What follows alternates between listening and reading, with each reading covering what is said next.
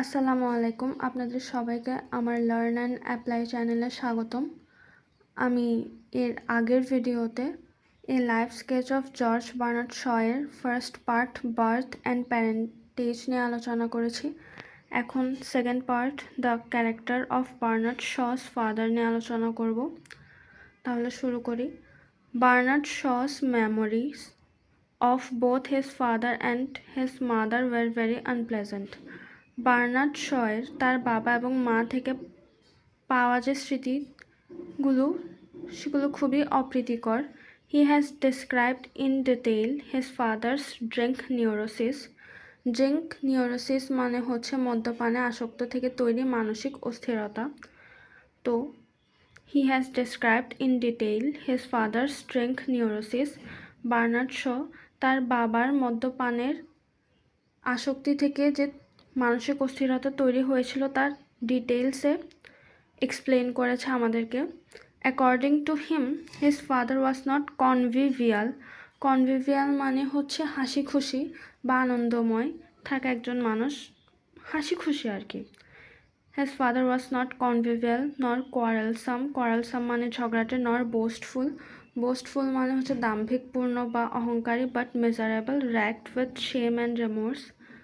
Shame মানে লজ্জা, রেমোর্স মানে অনুতাপ বা অনুশোচনা। র্যাক মানে তো আমরা জানি যেখানে জিনিসপত্র রাখে, যেমন আমরা শু র্যাক শুনেছি, শু র্যাকের মধ্যে শু রাখা হয়, ওরকম আর কি কোনো কিছুতে পরিপূর্ণ জিনিস র্যাক, কিছু রাখার জায়গা। তাহলে আমি লাইনটা বুঝিয়ে দিই। According to him his father was not convivial, তার মতে তার বাবা না হাসি খুশি ছিল, নর কোয়ারেলসাম নাই ঝগড়াটে ছিল, নর বোস্টফুল নাই দাম্ভিক বা অহংকারী ছিল, but miserable racked with shame and remorse, বরং একজন হতভাগাপূর্ণ মানুষ ছিল যে লজ্জা এবং অনুশোচনায় পরিপূর্ণ ছিল। However, the father had a humorous sense of anticlimax which Bernard Shaw inherited from him and used with much effect when he became a writer.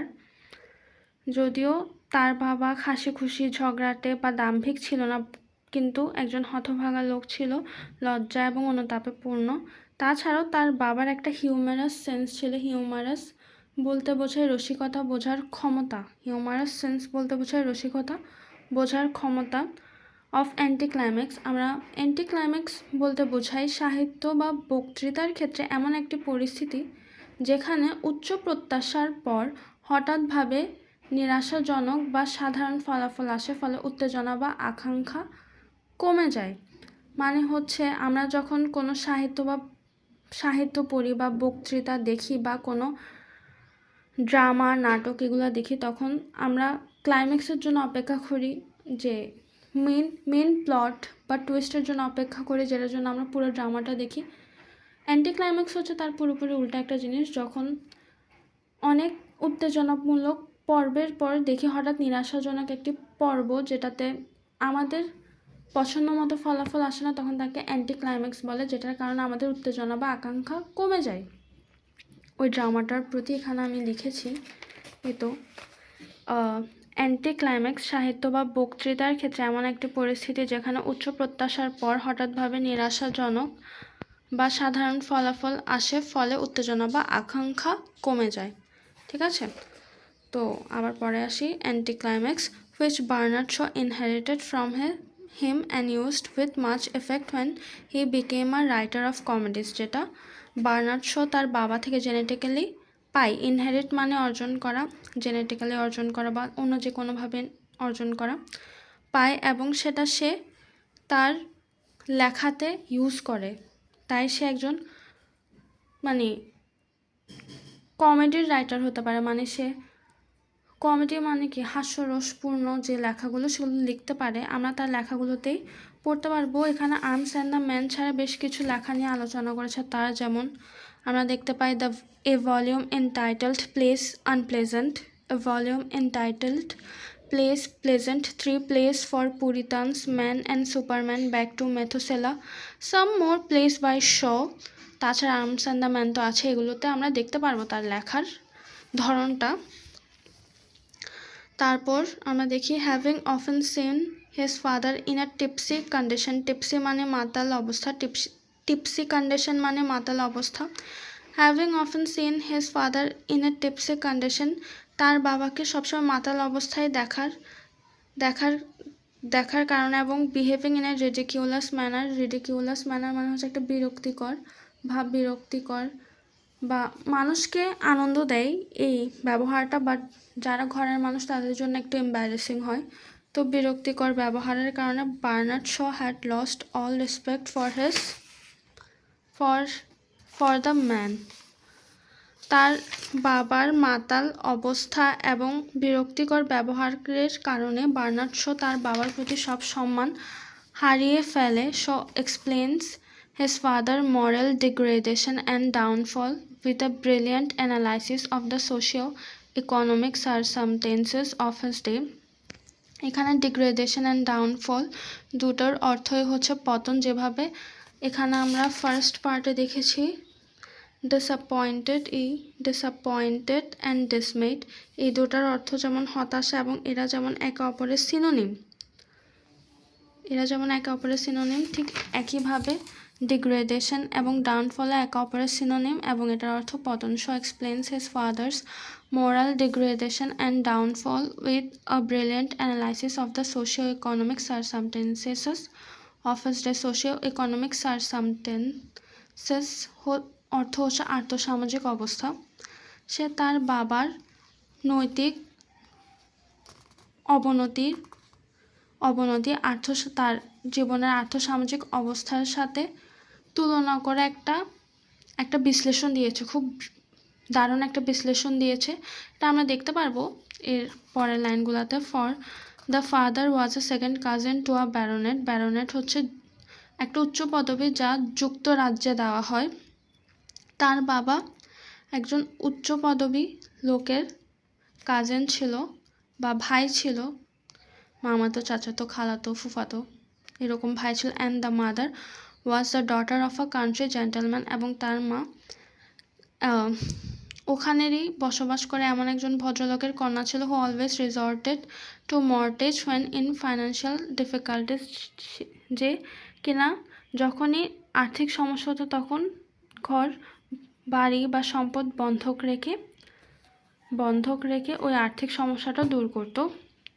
তো that was my sort of poverty, তার দারিদ্রতার ইতিহাস এমনই ছিল। সে আরও লিখেছে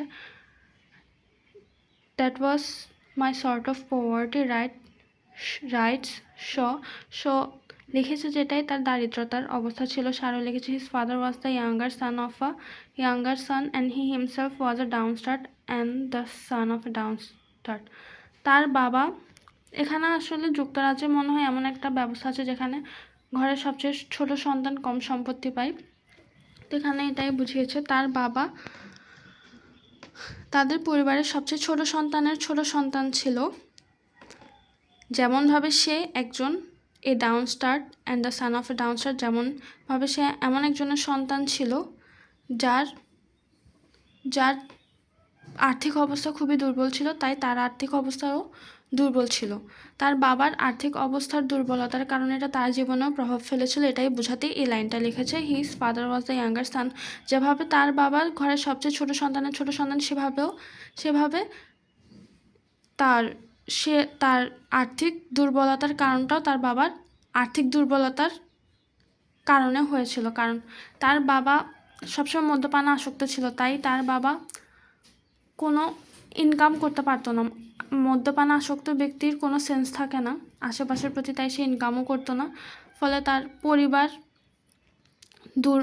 দুর্ভোগে ভুগত, তার পরিবার দারিদ্রতায় ভুগত, যার কারণে বার্নার্ড সহ তার শিকার ছিল। যেমন সে উচ্চশিক্ষা অর্জন করতে পারেনি, সে খুব কম বয়স পর্যন্ত পড়াশোনা করেছে, এরপর যা অর্জন করেছে সে তার নিজের উদ্যমে অর্জন করেছে, তা তো আমরা আগের পার্টগুলোতে দেখেছি। And show concludes this part of the account Das, এবং শো এই পার্টটাকে শেষ করে এই কথাটা বলে যে to say that my father couldn't afford to give me a university education is like saying that he couldn't afford to drink, or that I couldn't afford to drink, or that I couldn't afford to become an author. Both statements are true, but he drank and I became an author all the same. এখানে বুঝিয়েছে যে তার বাবা তাদের দারিদ্রতার কারণে তার বাবা তাকে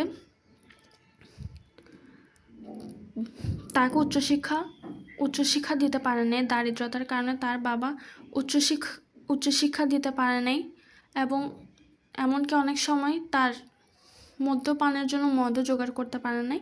বাট দিন শেষে তার বাবাও মদ্যপান করেছে, সেও কিন্তু দিন শেষে একজন রাইটার হয়েছে, যদিও তারা দারিদ্র ছিল। এটা আসলে খুবই আইরনিক, উইটি অ্যান্ড হিউমারাস ওয়েতে সে বলতে চাচ্ছে যে দারিদ্রতা ম্যাটার করে না। আমরা আমাদের জীবনে ওখানেই আছি যেখানে আমাদের হওয়ার কথা। সেটার জন্য দারিদ্রতা বা টাকা ম্যাটার করে না। আমাদের যদি ইচ্ছাশক্তি থাকে, আমরা ইচ্ছাশক্তির মাধ্যমে আমরা যে কোনোভাবে আমাদের স্বপ্ন পূরণ করতে পারবো। একটা কথা আছে না, if there is a will there is a way, ওই কথাটার মতোই আর কি। তো এইভাবে আমরা আজকের পার্টটা শেষ করছি। যদি কোনো সমস্যা থাকে তাহলে কমেন্ট বক্সে জানাবেন, আমি সর্বোচ্চ চেষ্টা করব সমাধান করার। এবং পরবর্তী ভিডিওতে আমি third part the character of Bernard Shaw's mother পড়াবো। ধন্যবাদ সবাই।